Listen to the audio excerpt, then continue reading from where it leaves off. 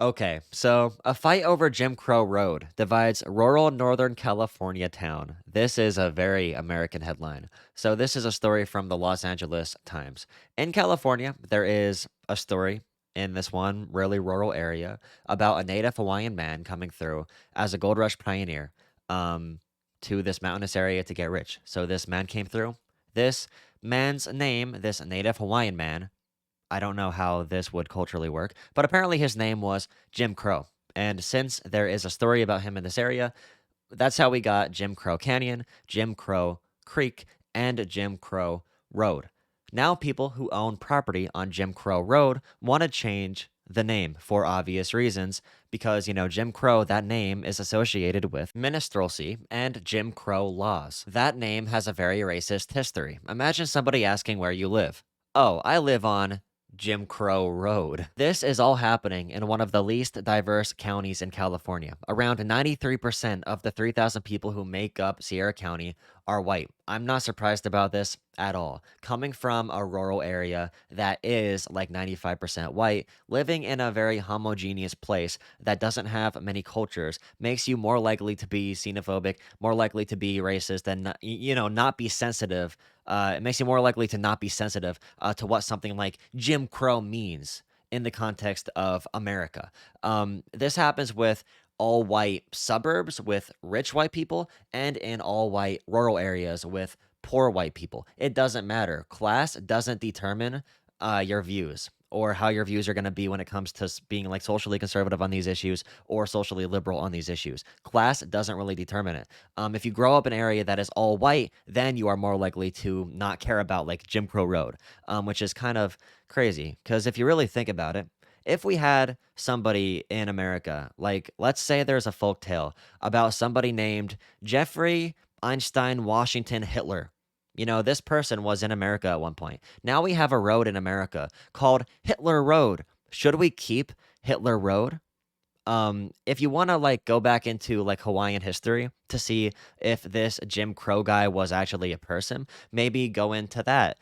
Try to trace back where the story's origins came from, maybe where this person was from in Hawaii. Was this person's actual name or not? I know there's a lot of like I said before, it doesn't make cultural sense why a person from Hawaii would actually be named Jim Crow, but you should look into that. But of course, we can't forget that the people who object to changing this road name, these people probably don't care about the actual origins of this story. They said this is another example. I don't know where the quote is, but the people who don't want to change the name, they're basically saying this is cancel culture. They're trying to cancel Jim Crow. This is another example. I think they actually said, I never thought this would happen here. Yeah, right here.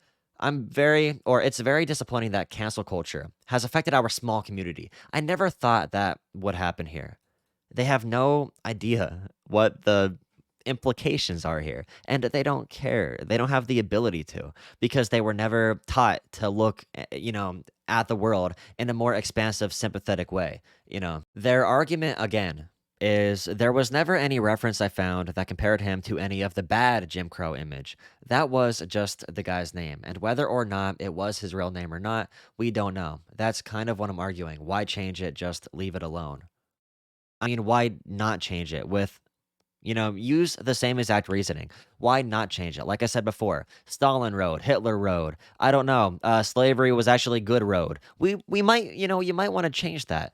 Especially if you can't trace it back to anything. If it's just a random tale somebody made up. Who made this up? Did they make it like?